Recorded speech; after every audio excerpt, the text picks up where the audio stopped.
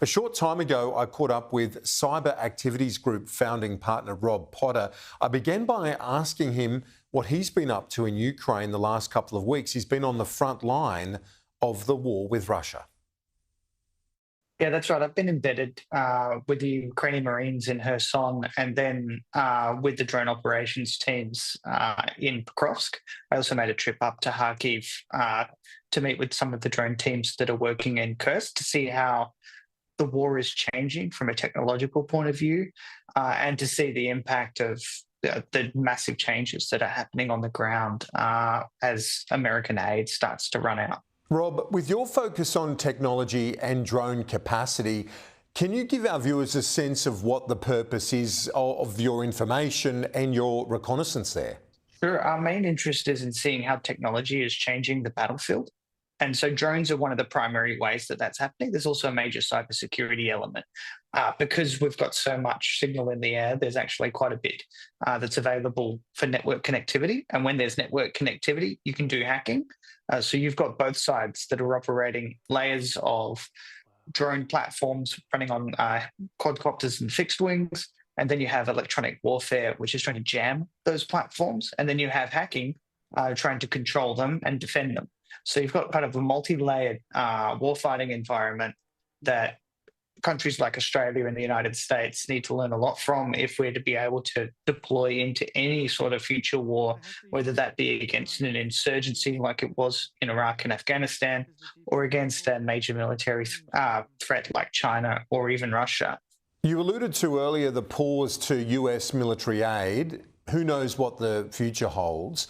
How are Ukrainian forces holding up in the face of all of that? The primary change has been in morale. So the United States has been a massive supporter to Ukraine. The rhetoric has not gone unnoticed by any soldier at the front line. So everyone's deeply concerned about the separation in the partnership, the language that the president is using towards the Ukrainian president was spoken to me by almost every soldier that I met with.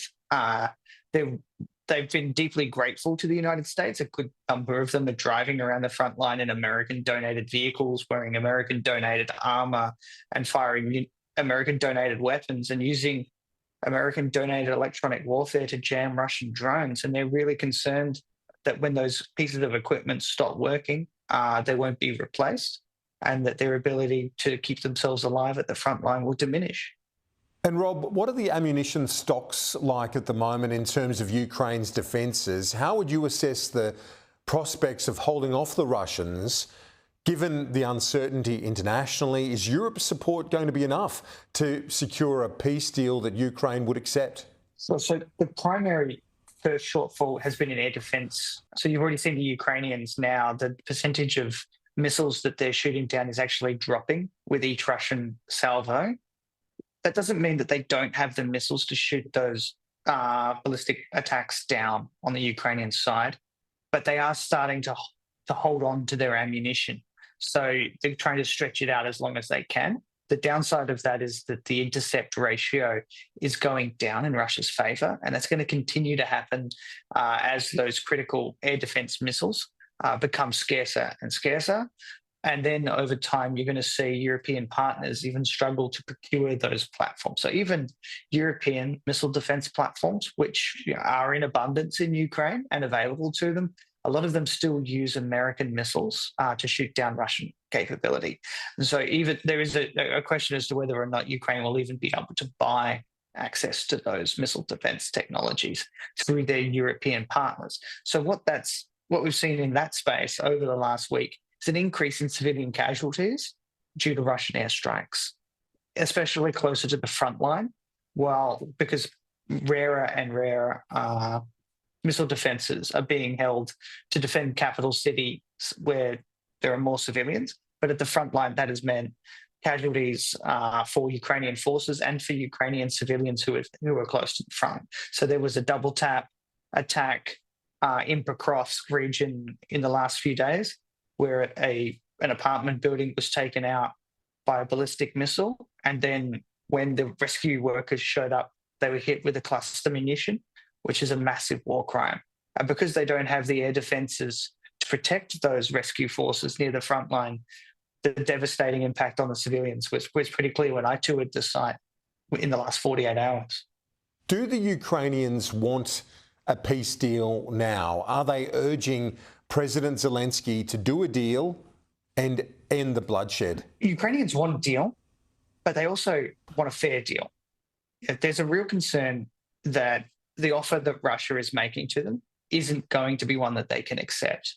The Ukrainians have made a lot of concessions even before people have sat down to the table, and they're being pressured to make more. So there's a real question on the Ukrainian side that if they have to choose between a full surrender, which some of the Russian demands which are being made at the moment would lead them to, they'd rather just fight to zero. And there is this mentality in Ukraine that things are not as bad even today as they were in 2022. They don't have streams of Russian tanks moving on the capital city. Things have been worse here than they are now. And Ukrainians have already gone through and overcome darker days than the ones they're facing right now. They would take a fair deal that secures their sovereignty and protects them from further Russian aggression. But if the choice is to fight now or to give up their capability to resist, such as some of the Russian demands for giving over cities like Kherson and Zaporizhia, that's more than 1 million Ukrainians that would go into occupation that are not presently controlled by Russian forces. That's not a deal that any Ukrainian president can take or any honourable soldier would accept. And so when I meet with Ukrainian forces, there is a grim willingness to persist through the harder times of this war, and a realism that the partners change, but things are not as bad as they were in 2022. Robert Potter joining us from Kyiv. Thank you for your time. Appreciate it. Thanks, Kieran.